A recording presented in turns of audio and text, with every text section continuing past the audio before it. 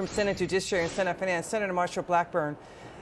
Senator, this is the worst geopolitical disaster since Vietnam, and we're still funding the Taliban. And by the way, John Sopko, the Afghanistan Inspector General, he's a career veteran. He's an upstanding guy with a lot of integrity. Why is Congressman Goldman, Democrat, trying to accuse him or anybody of politicizing this?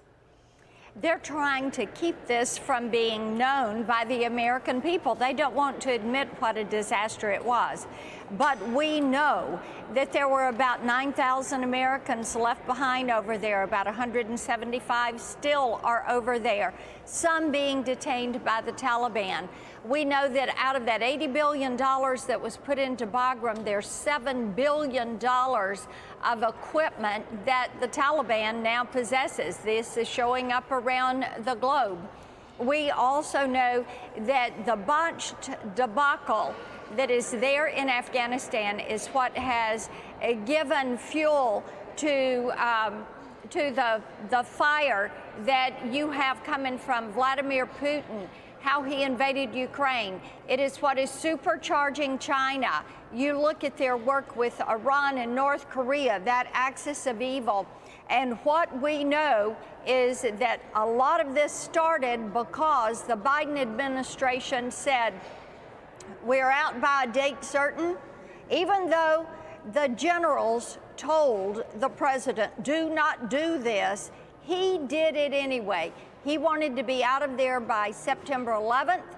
Nothing else mattered but his timeline. Yeah, Senator, to what you're saying, let's watch the president in 2021 say he still would have left Afghanistan even without the Trump deal. Watch this. Would you have withdrawn troops like this even if President Trump had not made that deal with the Taliban? I would have tried to figure out how to withdraw those troops, yes. Because look, George, there is no good time to leave Afghanistan. So why is the president now contradicting his own words? And he's trying to blame Trump, but then he's claiming is it a success? It's a success. You see the confusion there, Senator? Oh, yes, it's complete confusion. They can't get their story straight on this. They don't want to take responsibility for those Americans left behind, for the 13 service members that were murdered there at the gates at the airport. They don't want to admit that. So it's easier just to say whatever is convenient, confuse the issue. He wanted to be out by a date certain so that he could have a victory dance on September 11th and say, we've ended this. Because of that, there is tremendous loss of life. There is hardship. Yeah. And, you know, we want to know the truth about a lot of this. Yeah, Biden's polls have never recovered. We have a new Reuters Ipsos poll. Only 39% of Americans approve of President Biden. That's down 3 points since March. 54% disapprove. American standards of living is getting slammed by inflation under Biden because of his frenetic spending. It's like what he's doing. It's like trying to cure an alcoholic with more vodka. Inflation is still sticky high. It's up 13%, all in under him. And Senator, he again gave a really unserious speech today attacking House GOP spending cuts as MAGA.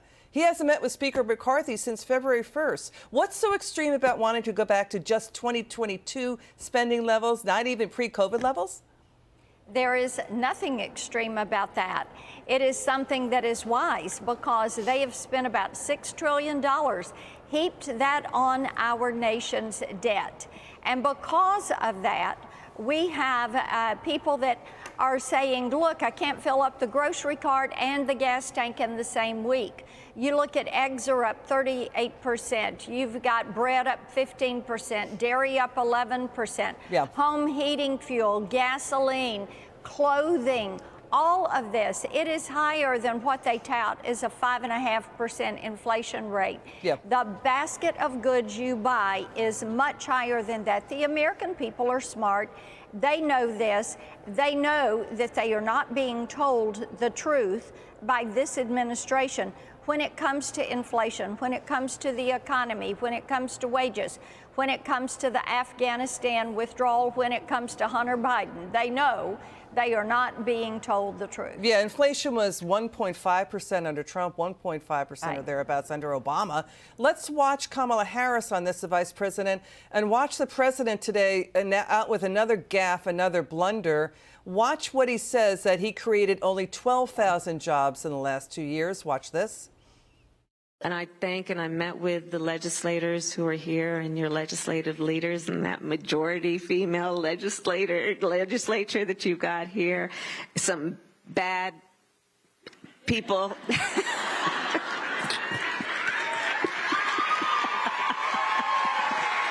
They really are. They're so good. You know, I think that when we think about the SBA, it's about small businesses but entrepreneurs are also small businesses.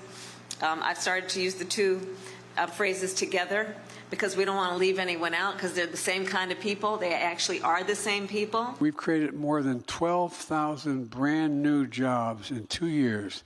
That's more than any president in American history has created in 4 years. Senator, final word. What's going on with the president here that he's makes such a blunder that he doesn't even fix it in real time, that he's only created 12,000 jobs in 2 years?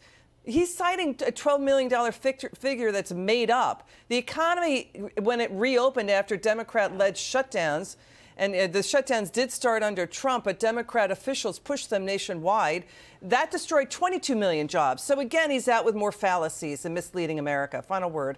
Well, what he is doing is just pulling numbers out of thin air. And there is nothing that is based in fact in many of these comments. I think it is very sad. It puts a lot of misinformation and disinformation into the system. And people they realize this, and they want to get this country and this economy back on track. Senator Marsha Blackburn, thanks for joining us again tonight.